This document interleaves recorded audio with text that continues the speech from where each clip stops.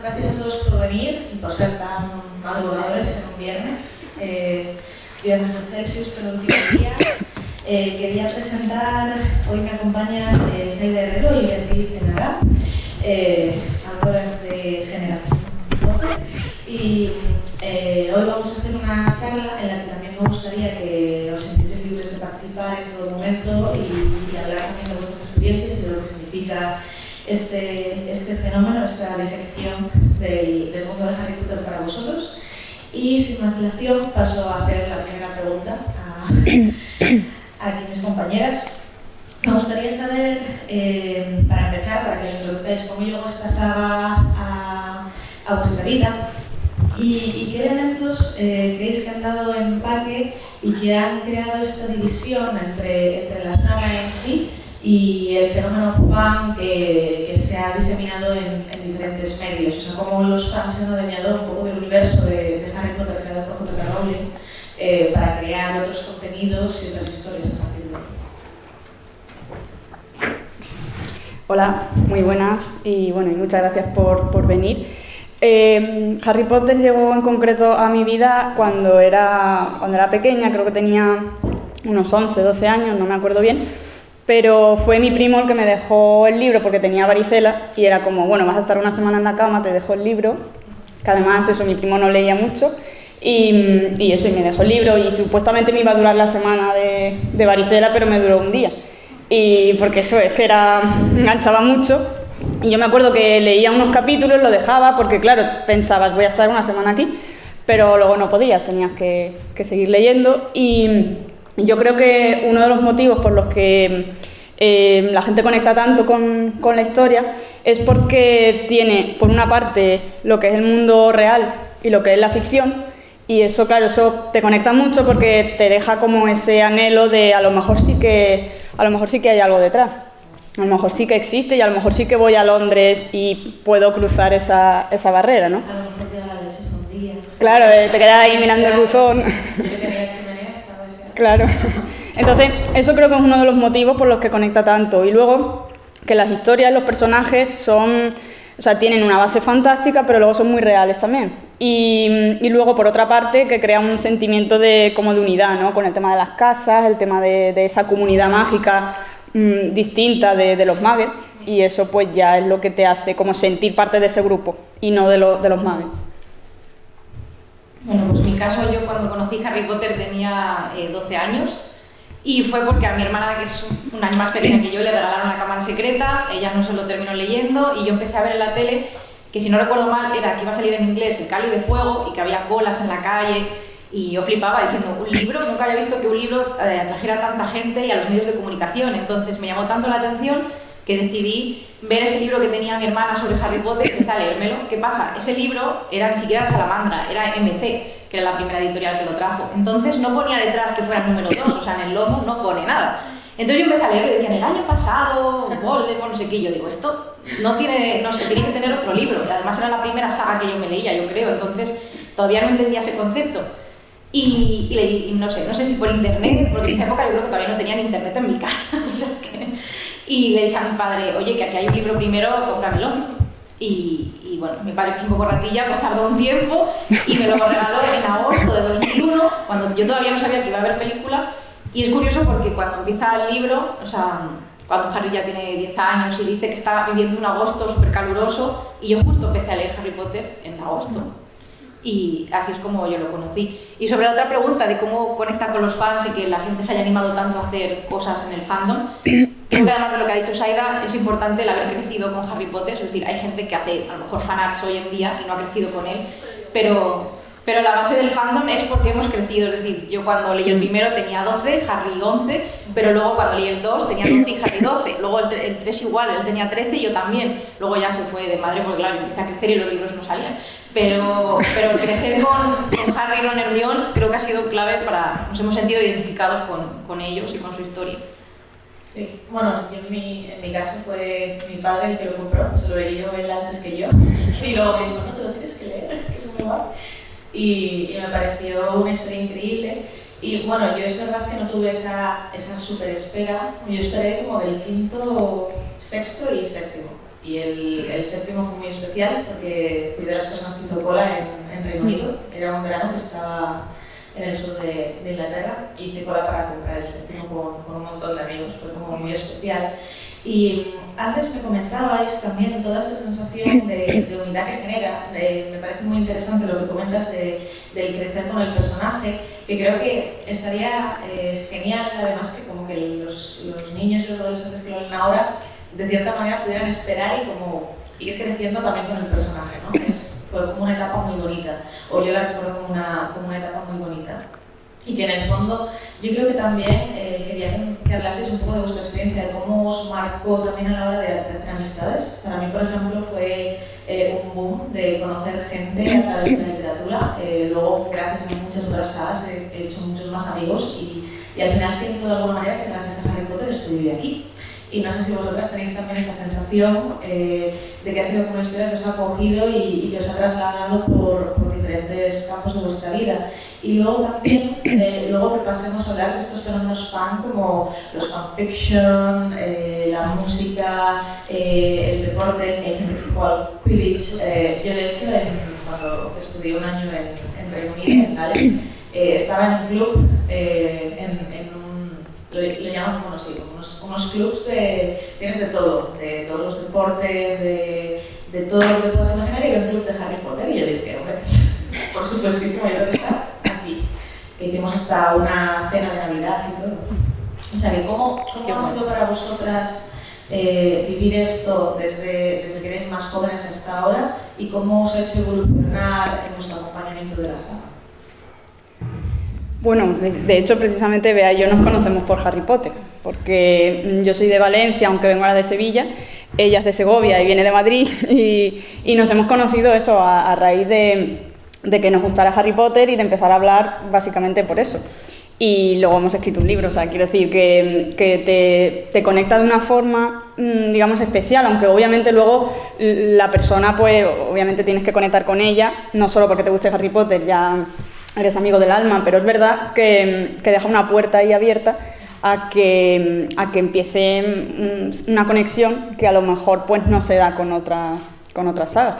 Y bueno, realmente acompañándote desde toda la vida prácticamente, pues al final es inevitable que muchos recuerdos tuyos pues acaben asociados de alguna manera a Harry Potter. Yo, por ejemplo, no formaba parte a lo mejor de clubs o de organizaciones y tal, porque yo era una persona muy tímida y eso pues no me animaba yo a formar parte de eso, pero sí que, por ejemplo, me gustaba mucho escribir y yo escribía cartas en un anuncio de la revista, se llama Acción, la revista de cine.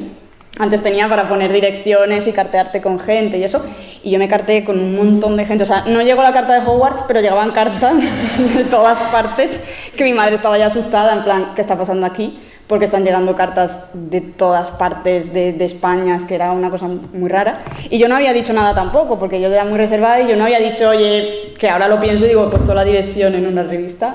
Ahora da un poquito de mal rollo, pero en ese momento pues no. No te sientas mal, que yo creo que ahora somos mucho más accesibles y no claro, mucho más por redes sociales. Pero ahora lo piensas y dices, pues a lo mejor no estuvo muy bien, pero bueno, en ese momento tú solo querías hablar con gente y escribir y tal, y bueno, y eso hizo que conectara con muchísima gente de muchas edades, de todas partes de España, con las que tú escribías.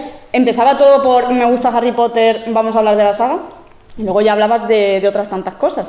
Y de hecho hay gente a la que he conocido en persona años después y que ahí hay cierta amistad, y todo eso ha sido a raíz de Harry Potter, o sea que ahí, digamos, pues hay un vínculo también de conexión. Empatizo mucho, la verdad.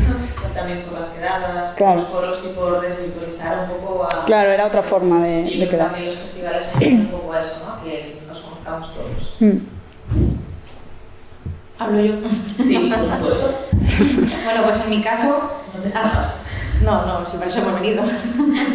Hace unos años, en 2015, junto a Fernando Vidal, grabamos un documental que quizás algunos conozcáis, que se llama Proyecto Patronus, que es sobre los fans de Harry Potter.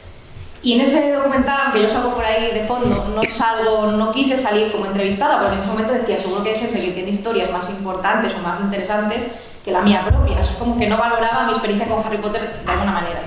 Y con los años me he dado cuenta de que cada uno tiene su experiencia con Harry Potter y cada una es diferente, pero todas son especiales porque son vuestras historias.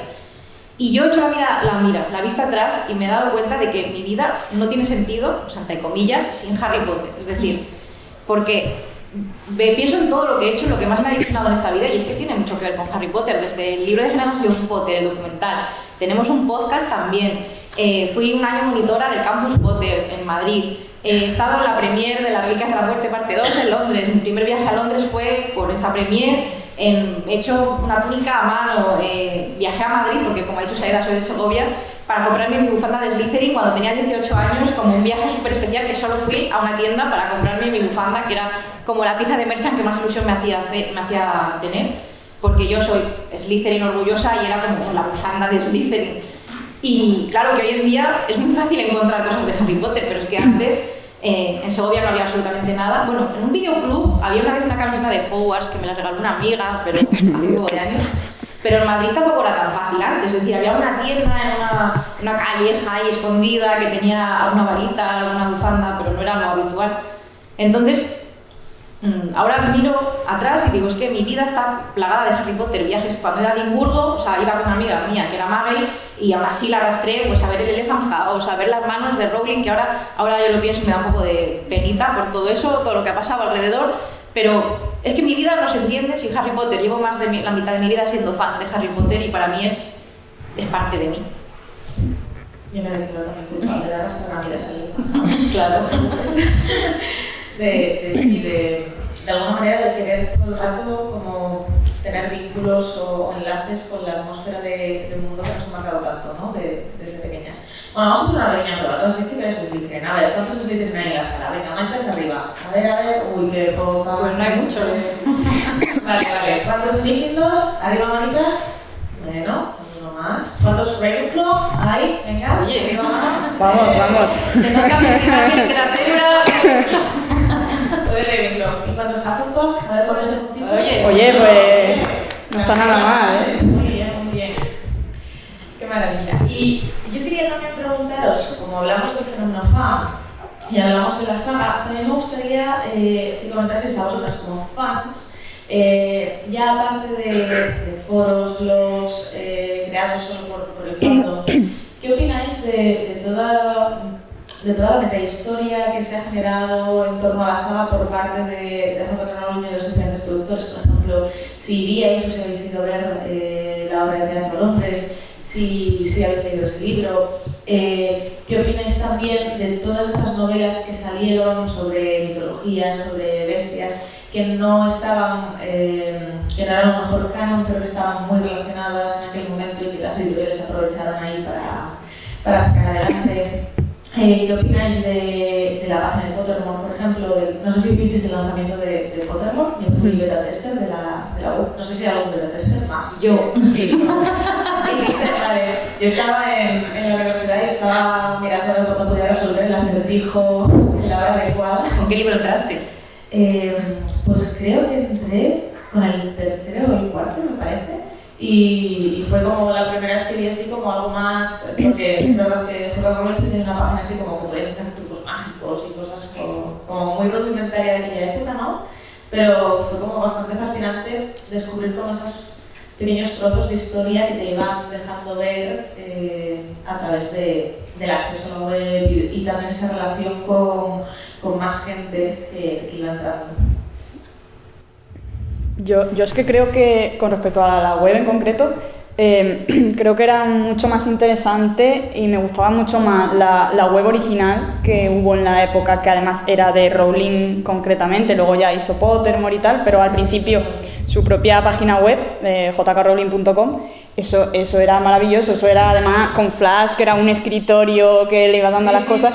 Y claro, eso para mí era lo mejor porque te respondía lo que tú querías, o sea, te contaba cosas que la hemos vuelto a rastrear en los archivos de internet para el libro, por ejemplo, porque ahí te contaba orígenes de capítulos que hacía de otra manera, personajes que iban a estar y ya no están, personajes que aparecían de una forma distinta, todas esas cosas las podías leer ahí y era un poco pues esas ideas, ¿no? Ahora, por ejemplo, a día de hoy en concreto, la de Wizarding World, A mí la verdad es que me aburre un poco porque parece como un blog de fan de 5 motivos por los que Ginny le gusta a Harry.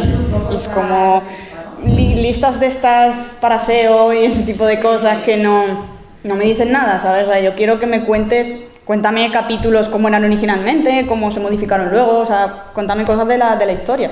No me digas los motivos por los que Ron es muy valiente, porque para eso ya me he leído los libros y no sé. Yo creo que antes se tenían mucho más en cuenta esas cosas y ahora es todo como mucho fotos de la película, 4 cosas y no hay tanta trascendencia detrás. Sí, también ha cambiado desde que se lanzó al principio, que tenías que hacer los retos y descubrir los elementos, a ahora que es más lo que ahora el blog de SEO de promoción, ¿no? De marketing. Un club de fan para venderte pins a precio de oro y poco más, no sé, no... Claro, no sé, creo que ha perdido un poco esa esencia que podría hacerla muy grande. O sea, quiero decir, el universo de Harry Potter es enorme, es maravilloso y veo como que se limita a 4 cosas muy superficiales. Y creo que podría sacarle más partido. ¿Qué opinas, Bea?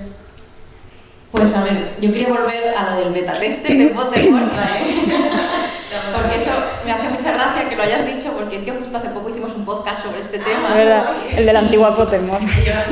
Sí, y a mí me encantó porque me acuerdo, es que estaba viviendo en Madrid cuando salió lo de bueno, para entrar a la beta, en el primero y el segundo no me dio tiempo porque se cubrió el cubo, porque al día eran X mil y con El prisionero de Azkaban, que encima es como mi libro fetiche, pues conseguí entrar y cuando luego ya abrieron la beta, para mí hacer el test de las casas era, bueno, ese día que estaba me temblaba la mano, estaba así.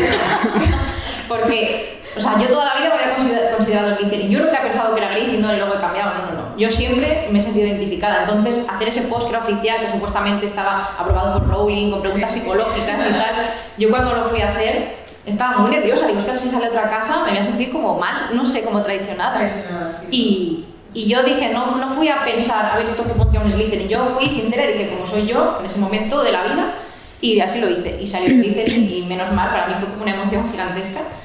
Y además les contaba el otro día que tengo el pantallazo guardado por ahí que, fíjate como qué beta era, que ni siquiera estaba bien escrito el nombre de Slytherin, ponía Slytherin con I latina y dije, madre mía. Confieso que yo también tengo los pantallazos guardados. Sí, ahí está. Sí. Y luego es que ya no sé qué más preguntar. ¿Cómo crees que ha evolucionado? Yo creo que esto, que por ejemplo, cuando salió el libro de la obra de teatro, que es como, al final es un fanfic de una historia paralela, final diferente. ¿Cómo vivís todas estas piezas, por ejemplo, las películas que son la previa de Animales Fantásticos donde encontrarlos? ¿Cómo veis toda esta forma de darle más empaque o de querer sacar más provecho? No sé cómo lo veis vosotras de este mundo. Y si os parece interesante o realmente os parecen más interesantes ahora las historias que están contando los fans o los puntos de vista que están contando los fans en fanfiction, y cómo esto de alguna manera yo creo que también nos ha inspirado para hacer el libro y para hacer el podcast, y que nos habléis un poco también de ese proceso, ¿no? de cómo convertir una idea en algo material, en un libro, y cómo lleváis ahora el proceso del podcast, qué temas queréis tratar, qué es lo que más os interesa ahora que ya han pasado tantos años desde que se sacaron los libros. Pues la obra de teatro, hay que decir que aunque a muchos nos guste, sí que es canon, es decir, no es un fanfic. Sí, es canon. Que parece un fanfic. Eso me decís justo, que mucha gente siempre dice que parece un fanfic, que traiciona el canon oficial por el tema de los giratiempos y tal. Y a ver, yo tengo que decir que, aunque hay cosas que no me gustan de la obra de teatro, yo la disfruté mucho. O sea, yo me la leí en inglés cuando salió, volver a reencontrarme con personajes a los que amo, pues me hizo muchísima ilusión. O sea, y de hecho, pues eso, volver a ver a Snape, por ejemplo, y las historias que tienen, los bucles temporales y tal. Yo lloré leyendo El legado maldito. Luego había veces que decía, pero esta que se han fumado aquí. Pero al mismo tiempo no he visto la obra, ¿vale? O sea, de hecho justo antes de la pandemia es cuando estaba preparando el viaje a Londres para ir a verla. Y de hecho escribir el libro sin haber ido a la obra para mí me parece horrible, pero es que no ha podido ser. Entonces no la he visto todavía, pero sé que todo el mundo que la ha visto, incluso gente que ha odiado el libro como tal, le ha encantado. O sea, hay gente que dice que es lo mejor que ha visto en su vida. Entonces, aunque la historia no sea a lo mejor lo que yo hubiera esperado en cierto sentido, creo que visualmente en una obra de teatro va a ser espectacular. Y ya lo comprobaré ahora cuando que se va a abrir en octubre de nuevo, pues ya intentaré ir. Claro, a mí es que me parece un poco injusto juzgarla sin verla, porque al fin y al cabo es una obra de teatro. Lo que pasa es que luego se ha publicado para que todo el mundo tenga acceso a esa historia, cosa que está bien, porque si no nosotras, por ejemplo, y no sé si muchos de los que estéis aquí, a lo mejor alguien ha tenido esa suerte de ir, porque creo eso, que... ¿Y qué tal? Cuéntanos, opinión. Una pasada. Claro, es que yo es que estoy deseando poder ir, porque creo que independientemente de que el guión sea así o asá, tal, a lo mejor eso te puede quedar cojo, pero realmente es que es una escenografía, es una puesta en escena, y llevar la magia, o sea, a mí me parece algo muy valiente en parte, llevar la magia del libro al cine no es tan complicada, porque sobre todo hoy en día muchos avances de efectos especiales, pero en el teatro, claro, en el teatro es un reto esa puesta en escena. Entonces yo creo que ya solo por eso, y que lo hayan hecho bien, pues yo creo que eso ya pues tiene su mérito. Y yo sí que estoy a favor de que sigan saliendo historias, distintos medios. A mí todo lo que tenga que ver con universos expandidos, con profundizar esa narrativa, yo creo que está genial, porque si algo no te gusta, pues nada, sencillamente pues ya no lo sigas o no lo veas o no tal, pero al fin y al cabo tener un mundo como el mundo mágico, porque es que no es Harry Potter, es el mundo mágico. Entonces, tener eso y tenerlo en un cajón o en una estantería de 7 libros, no sé, creo que es un derroche, pero un derroche de narrativa, no un derroche económico.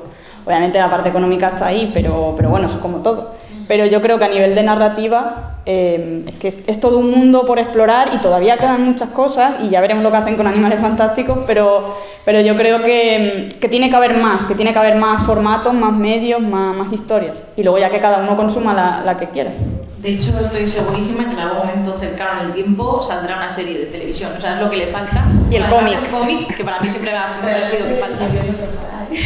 O sea, yo creo que ahora con el tema de HBO Max, que van, bueno, Amazon, Apple, todas las plataformas, Warner que tiene sus plataformas, que va a salir en algún momento, es que estoy casi segura, quizás a lo mejor no tan cerca por Animales Fantásticos, que a raíz de lo que decía Saida, yo también estoy... De esos 10 años después... Sí, o sea, no sé de qué tratará, no creo que sea de Harry Potter, sino eso, de otra historia del mundo mágico. Y en cuanto a Animales Fantásticos, por ejemplo, yo estoy a favor de lo que dice Saida. A mí me gusta que haya cosas nuevas. Yo soy de esas personas que quería información nueva, y con Pottermore era maravilloso toda esa información nueva sobre de dónde ha salido el expreso de Hogwarts, más información sobre Pips o cualquier cosa. Me flipa, me encanta saber todo eso. Pero es cierto que tampoco quiero... O sea, de la gente cuando dice, es que por qué sacar más cosas lo están destrozando. Pues bueno, cada uno tiene su opinión. Es cierto que para mí Los Crímenes de Grindelwald es una película bastante destrozo, o sea, a pesar de que la he visto muchas veces y tal, intento salvarla, sé que a Saida le gusta más, pero a mí me parece un guión terrible en general, y aún así quiero ver más porque creo que tiene potencial, pero es que pues, a Rowling le da mucho mejor escribir novela que escribir guión de cine, eso es así. Y bueno, yo quiero que salgan cosas, pero quiero que salgan no como por ejemplo está pasando con Star Wars, que a veces no todo lo que sale para mí es maravilloso, habrá gente que le gusta más o menos, pero... No sé, no que salga como churros por salir, claro. que tenga una calidad. Sí, no quizá tanto tenga unas pautas. El bombardeo que tiene Disney Plus ahora con la saga Star Wars, que no suceda lo mismo con Warner, No, claro que haya una estructura, que haya un planteamiento, pero que progresivamente vayan habiendo cosas, que creo que más o menos es lo que ha ido ocurriendo. Sí. Desde los libros, luego los libros derivados, luego ver si el teatro, que si tal, etc. Creo que al final sí que Rowling en ese sentido ha cuidado mucho la saga y su mundo mágico, y intenta tener por lo menos como un cuidado, una perspectiva de a dónde quiere llegar con ello. Yo también me sentí, bueno, mi fan interior también chillaba cuando estaba leyendo el guión de la obra. Me habría encantado ir a verla a Londres. He ido un montón de veces a Londres por temas de estudios, pero es verdad que nunca pude llegar a ir a ver la obra en sí, y me da mucha pena, y ojalá podamos... Sí, algún día. Pero yo creo que la relación con los fans, por ejemplo, que comentabas también antes, Sí. O sea, realmente las historias de fan yo no creo ni que sean menos historias que las oficiales, de hecho algunas de ellas incluso son, no sé si decir mejores, pero a mí por lo menos sí que me ha resultado más enriquecedoras. Por ejemplo, uno de los fanfics que comentamos en el libro es la saga de James Potter. Esa saga es que es muy buena porque además trata a Hogwarts y mete ciertos detalles que tú a lo mejor no te habías planteado. Por ejemplo, en su historia, las casas no se sientan a desayunar o a comer cada una en su mesa. Porque tú dices, a ver, si yo tengo amigos de Gryffindor y de Hufflepuff, ¿por qué me tengo que ir a comer yo solo con mi mesa de...? Este hombre lo que hace lo mezcla todo, es como una cosa mucho más natural, ¿no?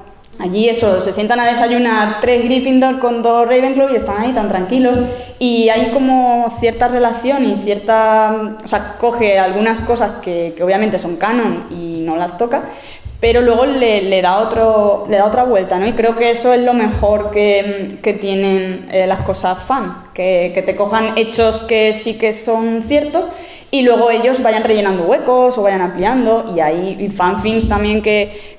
Vale. Perdón. Fanfilms que salen también en el libro, o que incluso hace poco hicimos también un podcast sobre fanfilms que vamos comentando, y hay algunas historias ahí muy buenas y que no tienen absolutamente nada que envidiar a cualquier cosa oficial. De hecho, a mí Los Crímenes de Grindelwald me gustó comparado con otra gente, pero me ha gustado más un fanfilm que la película esa. ¿Por qué? Porque la historia me llena más, porque es más enriquecedora, y no todos los fans es grabado con una cámara doméstica y que se ve por ahí 4 folios, ¿sabes? Hay cosas fans que tienen una producción muy buena detrás, y todo eso pues creo que también hay que valorarlo casi al mismo nivel que una narrativa oficial. O que lo oficial lo que le da es un sello de Wizarding World, ya está. La historia que hay detrás puede ser mucho más profunda y puede ser mucho mejor. De hecho, hablando de fanfics, yo tengo que decir, no sé si habréis visto o no, pero hay varios, como dice Saida, que son increíbles. Yo siempre menciono este porque es mi favorito, que es el de Severus Snape and the Marauders. Ese fanfic que dura, no sé si era como 15 minutos, 20 o así, en serio, es una maravilla. El casting, el diseño de producción, la banda sonora que le hicieron a propósito para la película. Es una historia que no está contada en los libros, pero que podría meterse en el canon perfectamente, y cuenta un poco el conflicto entre Snape y sobre todo James, el tema por Lily y tal, y es que hasta los efectos visuales no están nada mal. Y por ejemplo hay otra que también siempre menciono mucho, que es el de Neville Longbottom and the Black Witch. Por cierto, casi todos están en YouTube, incluso con subtítulos, y los podéis ver. Ese fanfic se llama Neville Longbottom, pero realmente Neville es como la excusa, porque no sale mucho, pero que cuenta cómo Bellatrix Lestrange tortura a los padres de Neville hasta la locura. Y es una historia que se sabe que ha pasado, pero nunca se ha visto visualmente, y me parece que está cuidadísimo. Sale la abuela de Neville también, que es genial, y es que yo ese fanfilm viéndole se me ponía la piel de gallina, porque está muy bien, y además sale, bueno, es que no quiero spoilerizar por si no lo vais a ver, pero salen incluso cosas que no salen en la película, que vale que no es como a nivel película Harry Potter porque no tienen el presupuesto ni nada, pero mola que salga un sitio que ni siquiera sale en las pelis, que quien sale de los libros pues conoce perfectamente. No sé, y hay muchos que son joyitas, de verdad. ¿Y qué os inspira a vosotros a la hora de crear el libro hablando del fenómeno, el documental y ahora el podcast? ¿Qué temas habéis tratado? ¿Qué temas queréis tratar en el futuro? ¿Creéis que tiene continuidad? O sea, que podéis expandir esto, a ver, si queréis. ¿Cómo va? Pues hay gente que con el podcast se pensaba, o sea, propios oyentes que nos han dicho, pues es que yo pensaba que esto no iba a dar tanto de sí, porque Harry Potter no es como, por ejemplo, pues Juego de Tronos, que ha sacado la serie y puedes hablar de cada capítulo. Aquí no había cosas como tan activas, como quitando animales, pero es que hay mucha chicha en el mundo mágico, y hemos hablado de miles de cosas, de personajes, de pues todo lo que pasa en Halloween en los libros de Harry Potter, porque hay muchas cosas que pasan en Halloween, en Navidad. Ahora vamos a hacer el libro versus peli, que a nuestros oyentes les encanta, que comparamos las películas con los libros, y esta temporada, como cada temporada hacemos uno, pues toca El prisionero de Azkaban, y va a ser tela, porque... Estás bien ya. Sí, porque además hablamos un montón, o sea, no sé, en la cámara secreta no sé si fueron 4 horas. Fueron tres programas de 2 horas y pico cada uno. Sí, porque lo que hacemos es súper exhaustivo, o sea, escoger el libro, escoger la película, ir capítulo por capítulo, comparándolo todo. Y no sé, es una experiencia muy guay porque te das cuenta de cómo se va adaptando, de los cambios que algunas veces quizá no tienen mucho sentido, pero otros son cambios coherentes que son necesarios para adaptarlo. Y la verdad es que está muy guay por eso, porque se profundiza mucho. Y bueno, cuando lleguemos a la 5ª temporada no sé cuántos programas haremos. Va a llevar la temporada entera, ¿eh? Un poquito, sí. Pero bueno, está bien. ¿Qué temas hay? O sea, y bueno, antes del podcast, que de hecho es como lo cronológico, o sea, ya he dicho que con Fel hicimos el documental, que es un poco sobre... Ahí quisimos ir un poco a las historias más personales de los fans. Es decir, yo había conocido a gente en el Campus Potter, en otros sitios, de gente que le había ayudado mucho en su vida.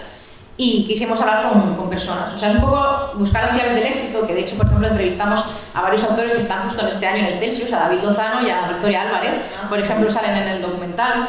Hablamos con los actores de doblaje, fuimos a los estudios de Londres. O sea, hay varias cosas de fans y de no fans, pero sobre todo lo importante ahí son las historias personales. Es decir, hay historias de gente que ha superado bullying gracias al...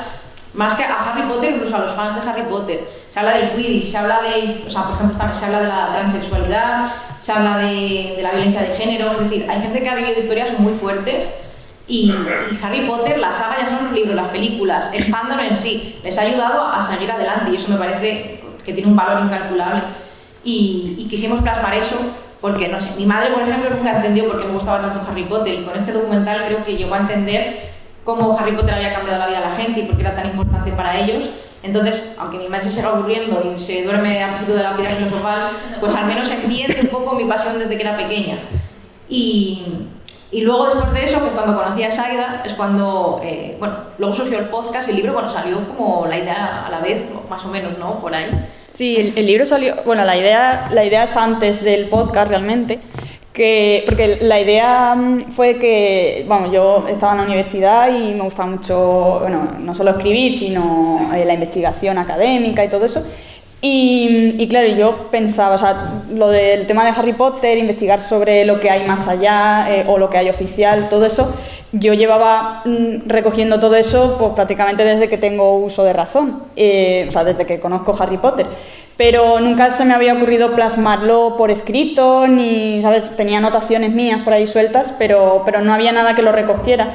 Y entonces empecé a pensar, digo, bueno, pues si estoy investigando otras cosas, si estoy analizando otras cosas, ¿por qué no hago lo mismo con Harry Potter? ¿No? Fue un poco esa idea.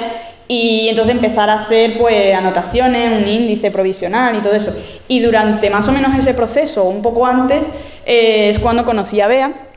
Y yo ya llevaba hecho un capítulo, pero para mis adentros, no ni había editorial, ni era un capítulo terminado 100% ni nada, pero un poco por ver la línea que quería seguir, más de divulgación, no una cosa 100% académica, ni 100%, digamos, no sé, como 100% personal, tipo blog o algo así, no era como una mezcla y que fuera ameno a leer y que también la gente que no estuviera metida dentro del mundo de Harry Potter pudiera, un poco lo que dice Bea del documental, de que conocen tu pasión, aunque no les interese, pues un poco así, pero por escrito y poniendo de manifiesto todo lo que tiene el mundo de Harry Potter, tanto oficial como fan, y sobre todo los fans, que al final es lo que la gente conoce menos o que cuesta más de rastrear y de poner todo junto. Entonces así un poco cómo surge la idea. Ya cuando conocí a Bea, que también es periodista y que también le gustaba escribir y que obviamente le gusta Harry Potter, pues fue como, ¿por qué seguir haciendo este camino sola cuando realmente pues es una cosa que es más de complementarse y de conocer entre las dos muchas cosas? Entonces, pues así un poco le comenté que si quería también, pues eso, formar parte del proyecto y ya aquel índice primero que hice ya no tenía nada que ver, ya era una cosa para construir entre las dos y bueno, yo creo que ha salido bien, ¿no? Sí, espero. ¿Alguien ha sido del podcast aquí? Bueno, pues ahora lo conocéis. Sí, ahora he escuchado, ¿no? Yo por lo menos los que habéis dicho de finales de temporada, los tengo que escuchar todos. El podcast se llama Patronus Unplugged, ¿vale? Y bueno, llevamos 3 temporadas, está en iVoox, en Spotify, en Apple Podcast, bueno, en realidad en todas las plataformas. En el libro también le dedicamos un pequeño apartado, porque al fin y al cabo no deja de ser una actividad fan también, aunque no sea para ampliar narrativa, sino más bien para documentarla, pero bueno, no deja de ser una acción más. Y Y bueno, lo que vamos haciendo en el programa, que no es solo nuestro, lo hacemos también con Fernando Vidal, que es el chico que hizo también el documental, y con Pablo Begué. Entre los 4, pues lo que hacemos... He dicho al momento que la anécdota es que Pablo le conocíamos porque, bueno, Fer y yo somos pareja, ¿vale? En plan salseo, y de hecho le conocí con Harry Potter también en la Wizard Con en Madrid hace años, que fue un evento. Él y Pablo se conocían por el Campus Potter porque asistieron a la primera edición del Campus Potter en Madrid. Y luego yo conocí a Pablo porque sale en el documental. Y Saida porque vino a ver, estaba en un evento donde pusimos el documental y estabas de voluntaria, ¿no? Sí, yo estaba en el evento. Todos al final nos hemos conocido gracias a Harry Potter y nos hemos juntado por intereses comunes y ya puedes continuar.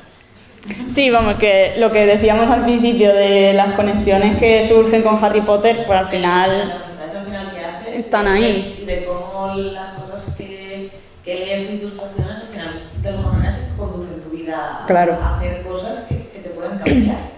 Y luego el tema del libro, que obviamente sabíamos que tenía que tener esas dos partes, ¿no? La parte oficial, pues si tú vas siguiendo el libro tienes toda la parte oficial y luego llega un punto en el que ya se conecta con la época de internet, con los primeros orígenes, digamos, de los fans de Harry Potter y ya va pasando por todos los aspectos del fandom, ¿no? Y vas haciendo como ese viaje, que de hecho nosotras queríamos eso, queríamos que fuera como un viaje por el fenómeno de Harry Potter y de hecho está dividido en andenes, en vez de capítulo 1 o capítulo 2, pues tiene andén 1, andén 2, así hasta llegar a 9 y los 3/4 son como un apéndice cronológico para ver cómo se relacionan, ¿no? Cómo antes del estreno, o sea, si tú vas viendo cronológicamente las actividades, antes del estreno de la Piedra Filosofal ya habían páginas de fans, de fans que hacían blogs y que hacían cosas, o sea, así vas viendo...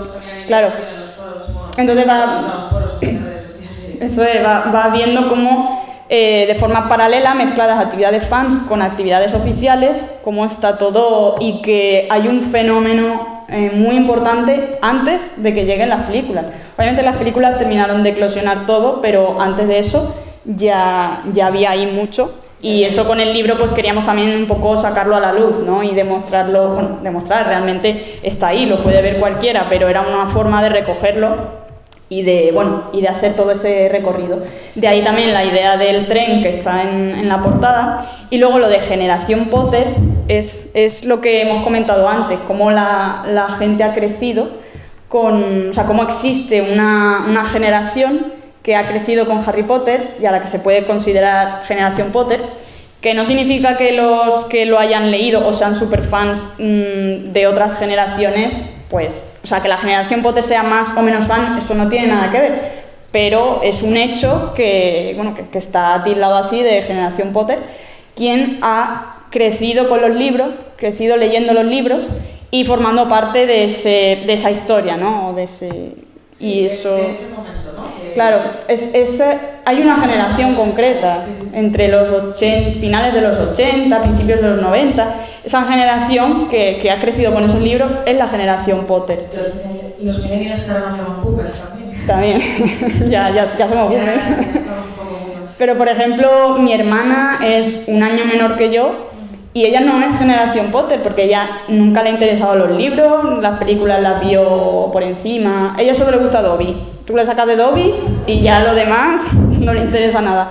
Pero siendo prácticamente de la misma edad que yo, no es Generación Potter porque ella no ha crecido. Aunque ahora mismo se leyera los libros, seguiría sin ser parte de esa generación. Y un poco pues era lo que queríamos transmitir también con el libro, el hecho de señalar que existe esa generación y por qué la literatura de Harry Potter es también tan relevante para ese tipo de cuestiones, porque eso no se ha dado con otras sagas ni con otros libros, que sea algo tan así. Sí, es entendimiento. ¿Quieres añadir algo más? Que te veo añadir no. Es que ya lo dije todo así. Perdón. Pero, para ti, o sea, la Generación Potter, ¿qué es lo que nos define también? O sea, ¿ese crecimiento o hay algo más que nos define como generación?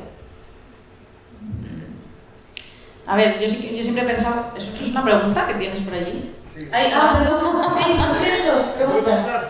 Sí, claro. Vale, a mí me interesaría también un poco la crítica a Harry Potter, porque vaya por delante que a mí evidentemente me encantan los libros.